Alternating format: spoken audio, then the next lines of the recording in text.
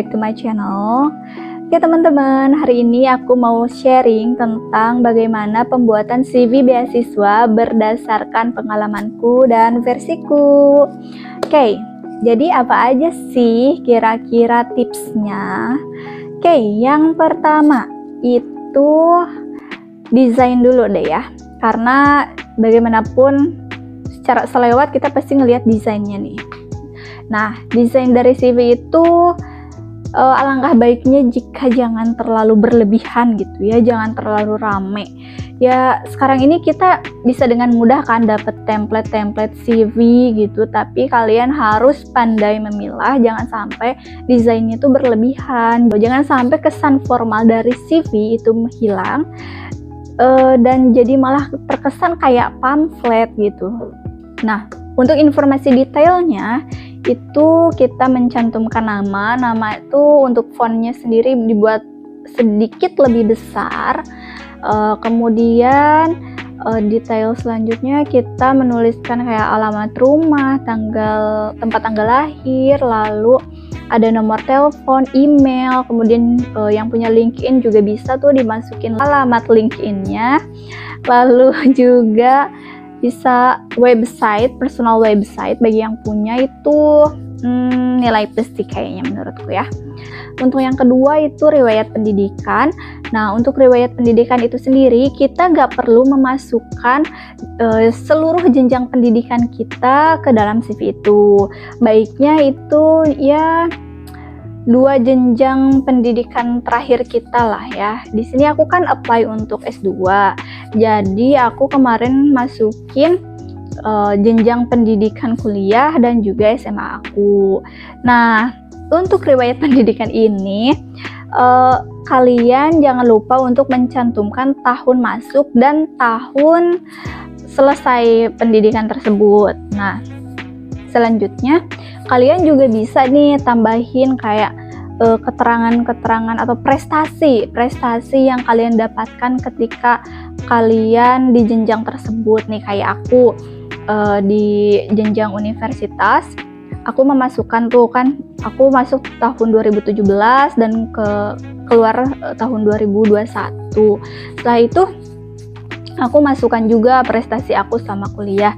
Salah satunya itu ya aku lulus dengan IPK tertinggi kayak gitu. Kemudian pas SMA aku juga masukin aku salah satu ranking lah ya di SMA kayak gitu-gitu aku masukin. Nah, selanjutnya kita jika kalian pernah mengikuti pendidikan informal itu juga bisa sih nih, kayak aku waktu aku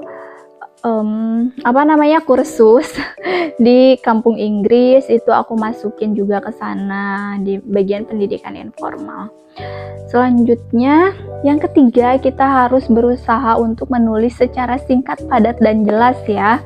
Ya, keep it short and simple, okay?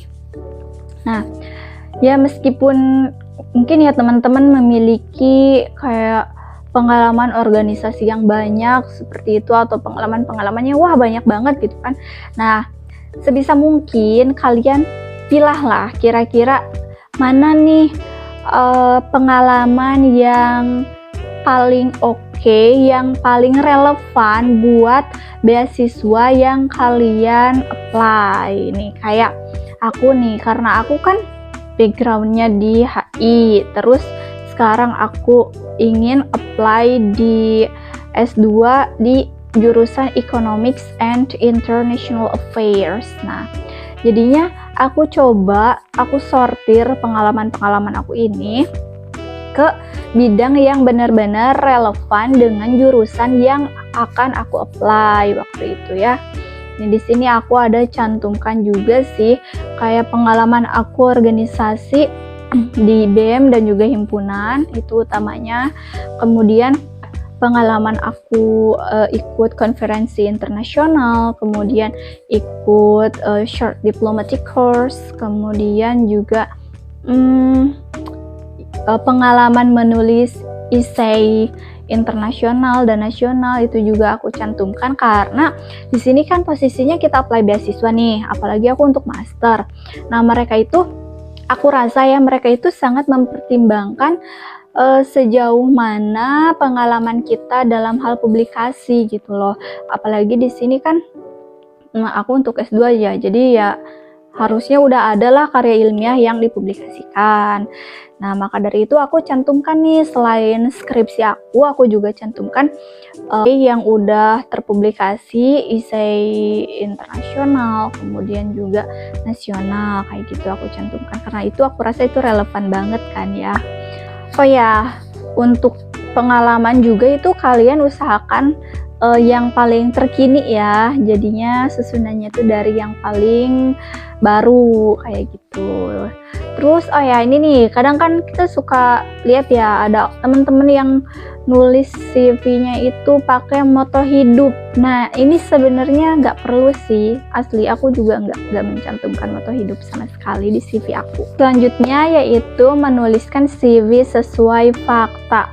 Nah, jadi kalian harus benar-benar jujur menulisnya sesuai fakta, jangan sampai kalian mengada-ngada atau mengarang seperti itu ya, karena yaitu nantinya akan merugikan kalian sendiri. Jikalau kalian lolos atau diterima pun, kemudian nanti mereka meminta kayak sertifikat atau apa gitu, atau misal kalian diminta untuk melakukan keahlian sesuai dengan apa yang kalian tulis, tapi ternyata kalian gak bisa, itu kan merugikan diri sendiri dong. Oh no, ya gak? Nah selanjutnya nih, untuk beasiswa khususnya ke luar negeri, pastikan CV kalian dibuat dalam bahasa Inggris yang baik dan benar ya, dan cukup formal sih tentunya, karena